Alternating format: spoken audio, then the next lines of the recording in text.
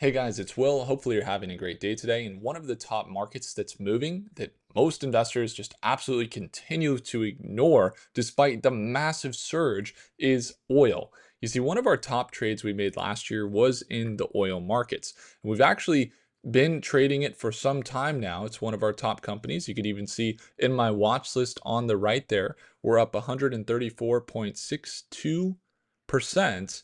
That is one of our best trades we've had recently, over 130%. And the reason why we've been able to trade this company is kind of familiarity. You could say we traded it back during the elections when in November after the big move in the elections, we had a big spike after that. We love to trade during elections because Saudi Arabia was slowing up oil production and oil costs went up after that.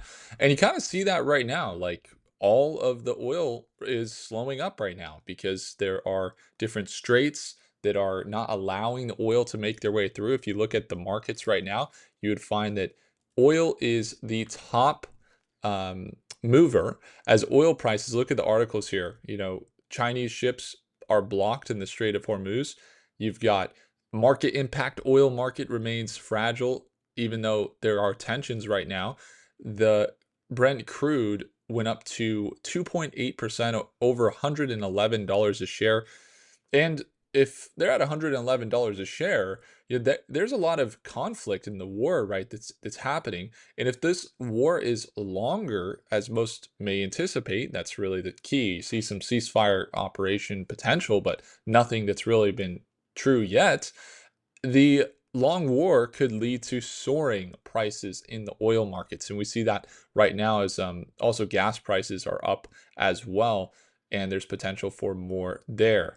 Now, what you got is also the potential for a boost in Russia's oil revenue, so that's going to be interesting as people trading futures, things like that, crude oil prices, gas price charts, all that crazy stuff that we're seeing happen right now. And we're on the right side of the market, you could say. We even had a limit buy order placed this morning in our daily live trading session in Stockmate, which, by the way, if you want to tune in next week when we go live, the best shot for you to do that is to join for free in the challenge. The first link in the description below.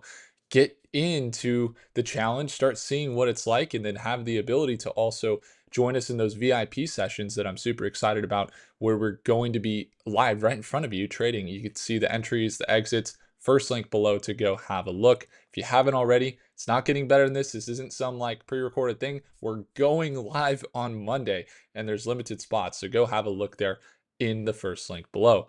But as oil shifts and we see big surges, again, about 250% gain is what we're anticipating on the stock.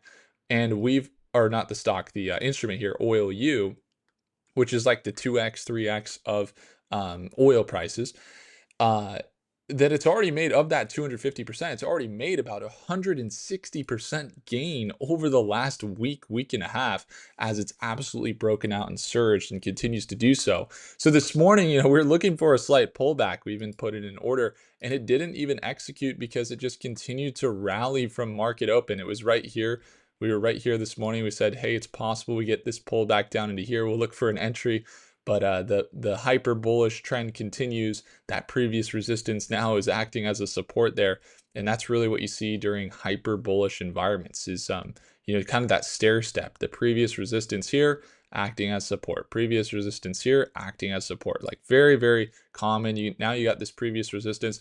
Potentially, maybe we see a slight correction towards end of day today or into tomorrow or into Monday with the oil, but for the most part, everything is going up and it's making a lot of people a lot of money.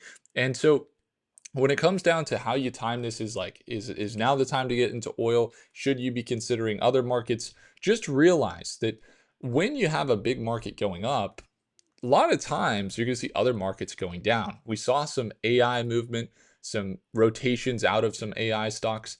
SPY was down 1.35%. But if you go over to the oil and petroleum companies, Chevron is up and, XOM is up and British Petroleum, BP is up, Shell gas stations is up because, they're actually in the part of the market where rotations are coming in. And so our attention is all on it this morning.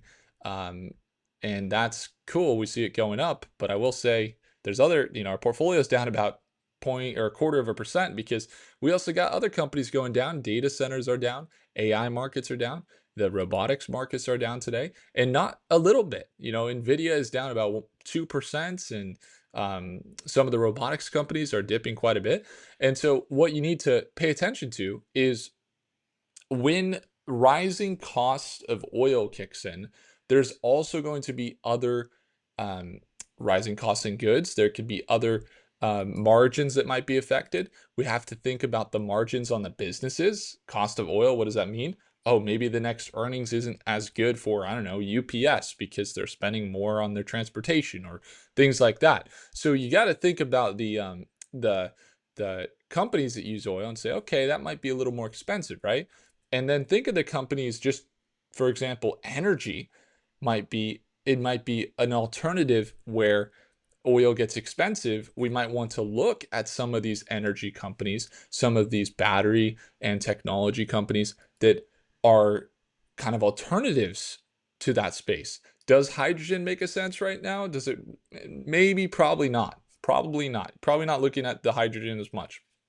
Does the batteries and the materials or minerals make a lot of sense to look at right now? Probably. In general, if there's a little more scarcity, you might see minerals do well. But ultimately, whatever happens here, um, I believe that this might be a longer uptrend than we're anticipating.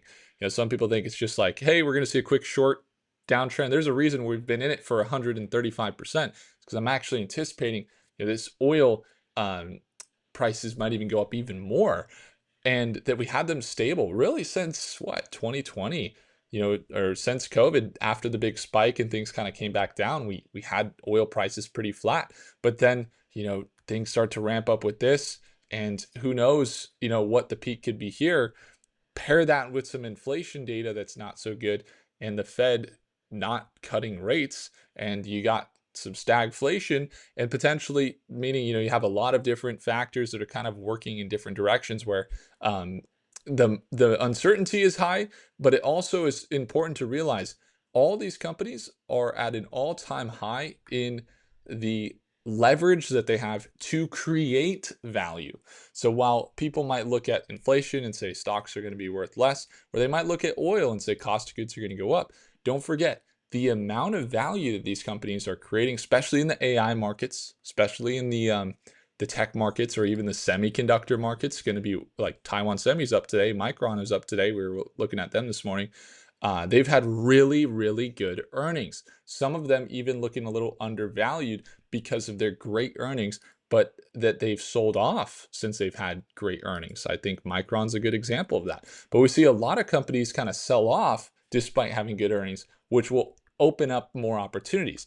And while money's going into oil, very soon you may see that same money is going to rotate into some of the hotter markets that are driving some of the top innovations in the world. And most likely we're going to see that defense may find a bottom here. They are seeing a big sell-off today so far. I think it's important that we all look at the oil prices and we say, hey, if we can actually make money when oil prices go up, this would be the way how, and this is how we're kind of hedging against that.